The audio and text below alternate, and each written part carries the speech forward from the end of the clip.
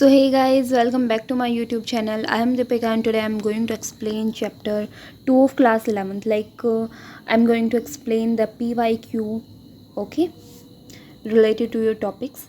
So हमने कल जो है मोनेरा टॉपिक से कुछ क्वेश्चंस किए थे, इंट्रोडक्शन पार्ट से कर लिए थे, तो आज मोनेरा टॉपिक से ही करेंगे बाकी के, क्योंकि इससे बहुत सारे क्वेश्चन आ रखे हैं. ठीक है. सो मैं कोशिश करूँगी कि आपको कम से कम 2000 मतलब 20 साल की जो MCQ हैं वो आपको कंप्लीट करा दूँ, क्योंकि उससे पहले देखो NCERT भी थोड़ा डिफरेंट होता था, तो आप खुद पढ़ लेना बाकी कहीं रेफरेंस अगर आपको पढ़ना हो. बाकी 20 साल के MCQ बहुत मेन है, मतलब ये आप कर लोगे तो बहुत काफ़ी है. ठीक है, क्योंकि तब की NCERT काफ़ी डिफरेंट होती है अब क्या NCERT से, तो वे क्वेश्चन इतने पूछे भी नहीं जाते हैं. बाई चांस आ भी जाए लेकिन अपने रेफरेंस के लिए, अपने कॉन्फिडेंस के लिए आप वो भी कर लेना. ठीक है. सो यहाँ स्टार्ट करते हैं. मैं आपको 2000 तक के पक्का करवा दूँगी, लाइक 20 साल तक की, 20-22 साल तक की. ठीक है. सो देखो, यू बैक्टीरिया में a cellular component that resembles eukaryotic cell is. So इसका आंसर क्या आएगा? इसका आंसर आएगा बिल्कुल अपना प्लाज्मा मेम्ब्रेन. ठीक है. यू बैक्टीरिया की मतलब प्रोकार्योट्स की या यूकार्योट्स की अगर बात करें तो उसमें प्लाज्मा मेम्ब्रेन का स्ट्रक्चर सेम होता है, वही लिपिड और वो सब हमारे देखने को मिलते हैं. यू बैक्टीरिया बोला है, पूरे प्रोकार्योट्स ने बोला, क्योंकि आर्किया की ये जो सेल मेम्ब्रेन होती है वो थोड़ी डिफरेंट होती है. ठीक है. फिर कह रहा है कि कुछ हाइपर थर्मोफिलिक ऑर्गेनिजम्स होते हैं जो हमारे हाईली एसिडिक एनवायरनमेंट में ग्रो करते हैं, तो बिलोंग टू द 2 ग्रुप्स, वो इन 2 ग्रुप से बिलोंग करते हैं. आप उनके नाम बताओ. ठीक है. सो 22 का आंसर क्या हो जाएगा? बिल्कुल. तो इसमें मोनेरा ग्रुप है. मोनेरा ग्रुप के अंदर हमारे हाईली एसिडिक आते हैं, उसमें आर्किया होता है एक तो आर्किया कहाँ है? एक तो यहाँ है, बाकी कहीं भी नहीं है. So option A is correct. कुछ यू बैक्टीरिया की भी हो सकते हैं, बट ऑप्शन इसके अलावा कोई और है ही नहीं, तो हम कहेंगे इसका ए आंसर है. ठीक है. Select the correct combination of the statement regarding the characteristics of certain organism. ठीक है. तो हमको क्या करना है कि कुछ ये ऑर्गेनिजम्स हैं, उनके रिगार्डिंग जो करेक्ट स्टेटमेंट है उसको आइडेंटिफाई करना है. वेट. ओके, तो इसमें से करेक्ट स्टेटमेंट कौन कौन सी है वो हमको आइडेंटिफाई करना है. सबसे पहला है, ये कह रहा है कि methanogens are archaebacteria which produce methane in marsh areas. बिल्कुल ठीक बात है. ठीक है, कोई गलत बात नहीं है. फिर कह रहा है कि Nostoc is a filamentous blue green algae which fixes nitrogen fixation. बिल्कुल ठीक है, फिलामेंटस है.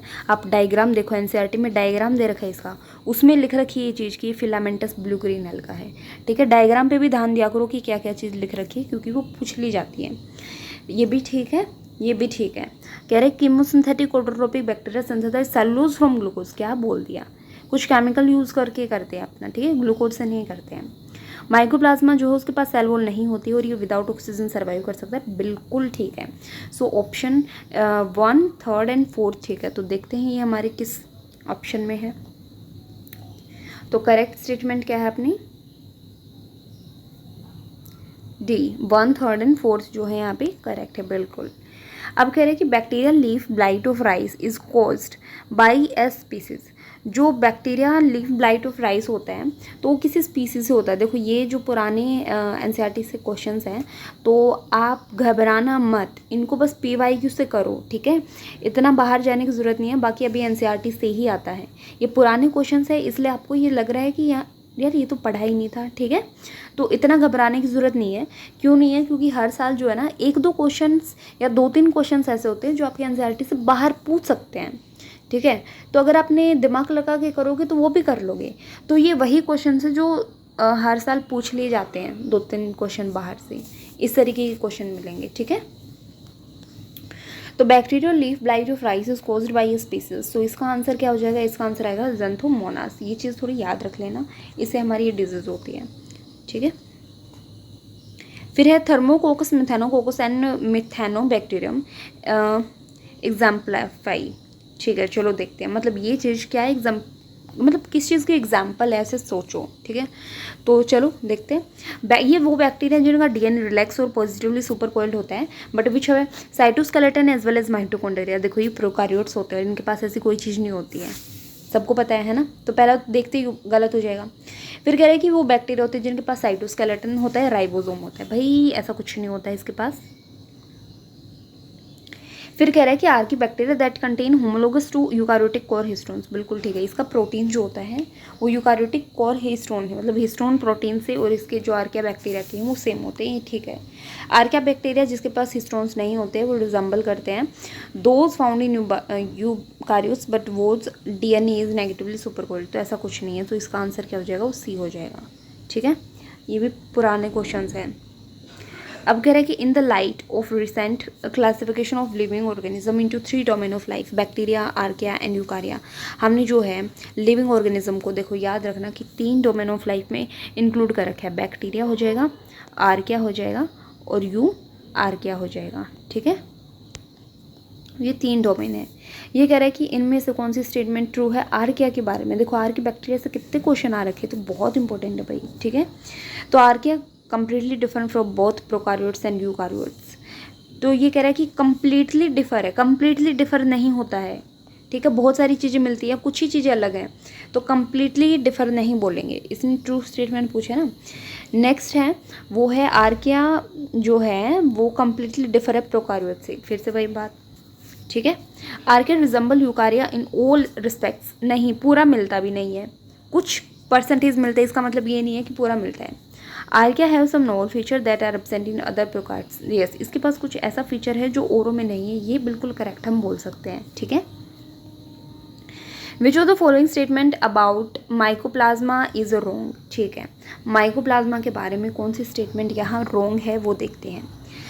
दे आर प्लियोमॉर्फिक, ये प्लियोमॉर्फिक होता है, तो हम जो है वो प्लियोमॉर्फिक में क्या चीज़ इंक्लूड कर सकते हैं, यस तो हम कह सकते हैं कि भाई जो ये प्लियोमॉर्फिक है जो हम बात कर रहे हैं, तो ये क्या है, ये वही कुछ ऐसे बैक्टीरिया होते हैं जो अपना स्ट्रक्चर, जो अपना मॉर्फोलॉजी चेंज कर देते हैं with respect to environmental condition, environmental की कंडीशन के हिसाब से, तो ये हमारे प्लियोमॉर्फिक होते हैं।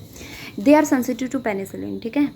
तो हमने क्या है रॉन्ग स्टेटमेंट देखनी है, तो क्या है ना ये पेनिसिलिन से इन पे कोई फ़र्क नहीं पड़ता, अगर टेट्रामाइसिलिन या कुछ एंटीबायोटिक लेते हैं उससे फ़र्क पड़ता है, बट इससे फ़र्क नहीं पड़ता है, तो इसलिए ये रॉन्ग ऑप्शन है। ये डिजीज़ करते हैं, बिल्कुल ठीक है, इनको PPLO बोलते हैं, बिल्कुल ठीक है। PPLO होता है प्लूरोनिमोनिया लाइक ऑर्गेनिज्म, क्योंकि ये प्लियोमॉर्फिक है इसलिए इसको PPLO बोलते हैं, ठीक है। नेक्स्ट है, तो अपना ऑप्शन बी जो है वो करेक्ट हो जाएगा उसके लिए। Curling of tea leaves is brought about by the activity of, जो लीफ का कर्लिंग होता है तो वो हमारे किसकी वजह से होता है, तो हमने ये चीज़ देखी है, ये हमारे बैक्टीरिया की वजह से होता है। टी लीव्स का जो कर्लिंग बोल रही हूँ, सॉरी कर्लिंग नहीं, वो फंगस वगैरह में होता है, क्यूरिंग, ठीक है।